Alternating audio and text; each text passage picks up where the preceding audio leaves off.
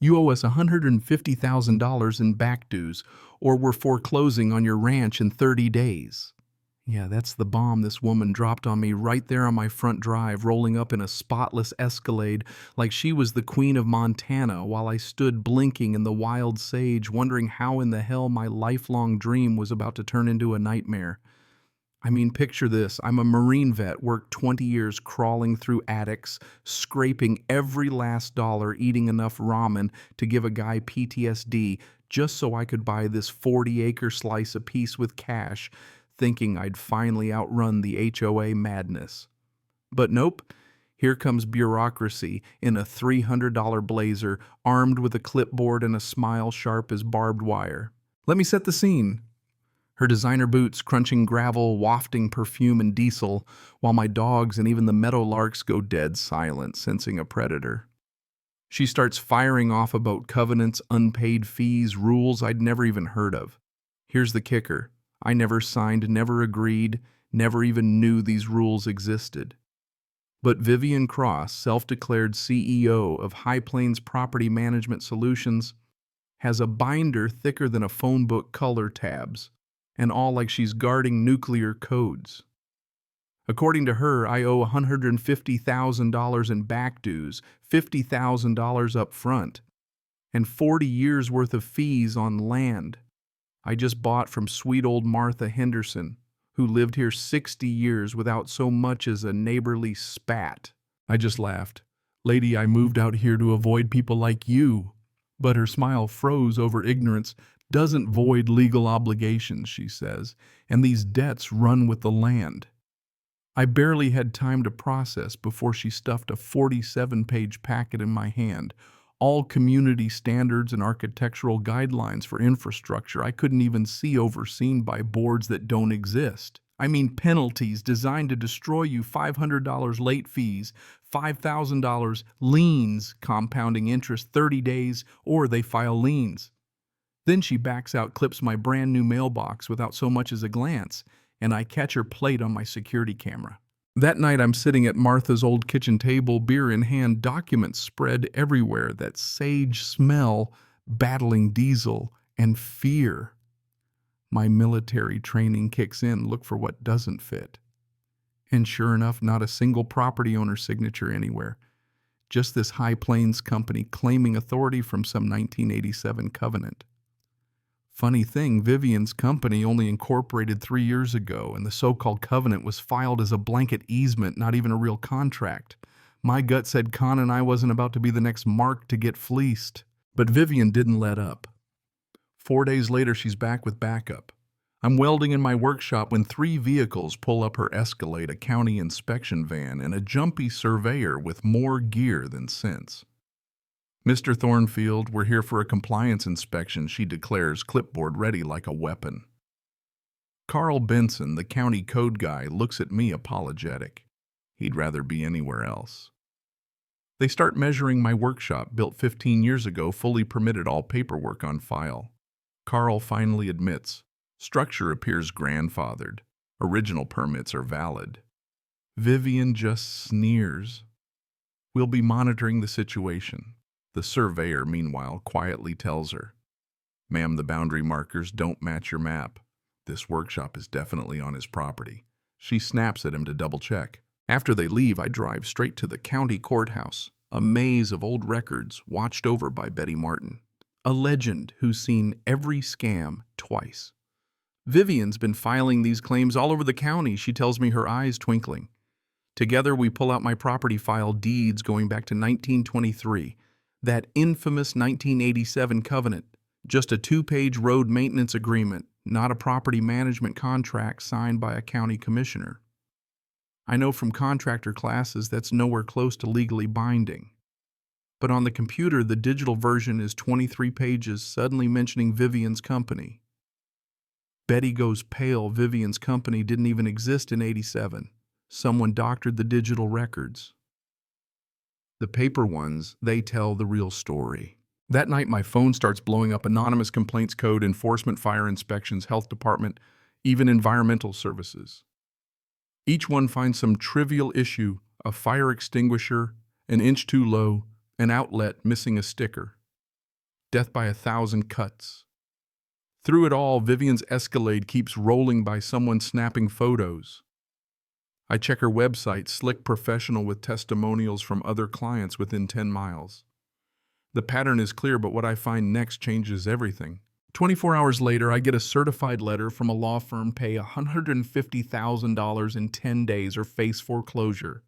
Glossy photos of my property with violations, circled in red even my mailbox which she'd hit.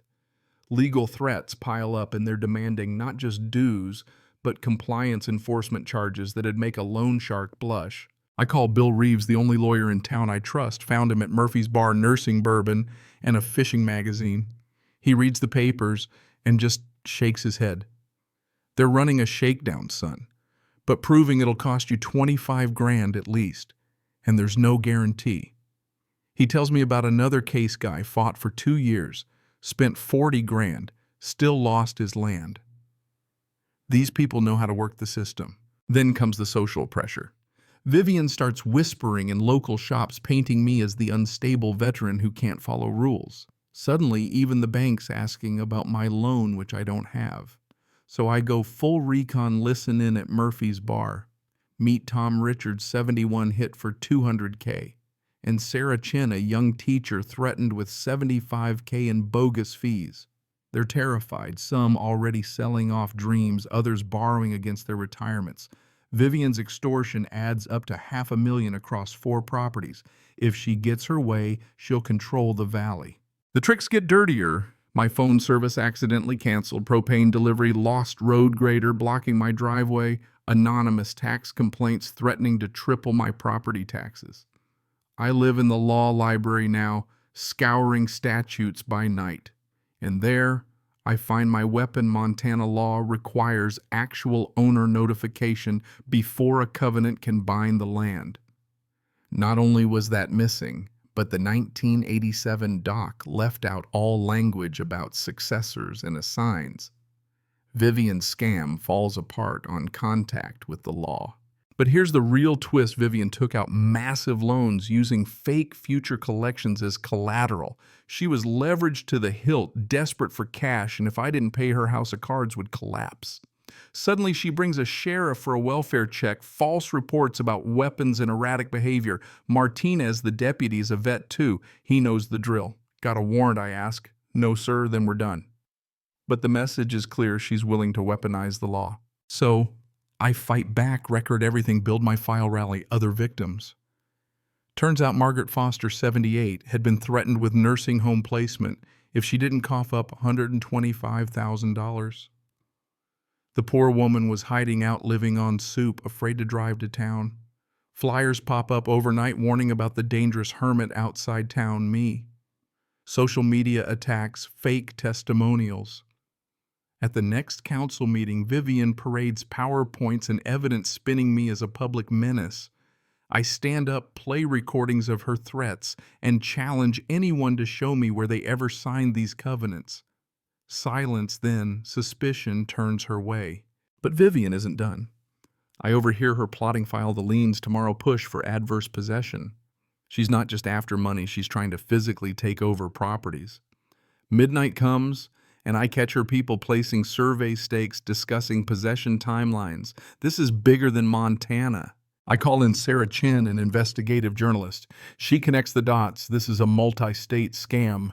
Turns out, after the county digitized records, every one of Vivian's historic covenants popped up, all uploaded in the same 3-month window by a company owned by her boyfriend.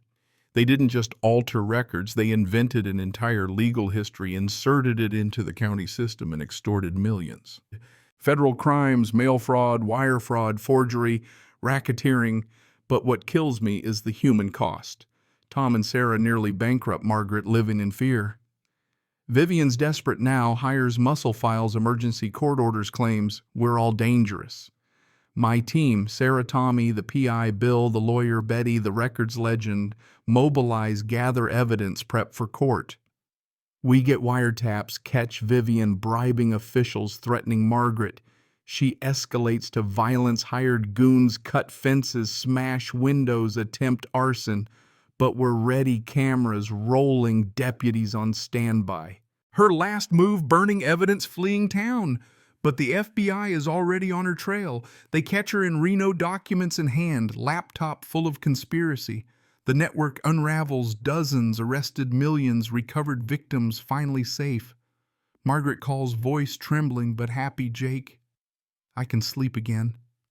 Tom brings pie and tears, thanking me for saving his family's land. National media explode the story. Congressional hearings, new laws passed. Our little team becomes the Rural Rights Defense Fund. We help expose and stop scams in 23 states, rescue millions for the vulnerable. My ranch, once my escape from people, is now a headquarters for hope. Lisa, the sheriff's daughter and town librarian, moves in 2,000 books and a sharp wit. Life is good workshop, rebuilt, veterans trained, community strong. 6 months out, I watched the sunrise with Lisa, knowing our fight changed America's laws and gave people their lives back. Bullies count on silence, but the moment you speak up, they lose everything.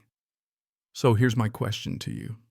What would you have done if Vivian showed up at your door, threatening your home? Drop your stories below.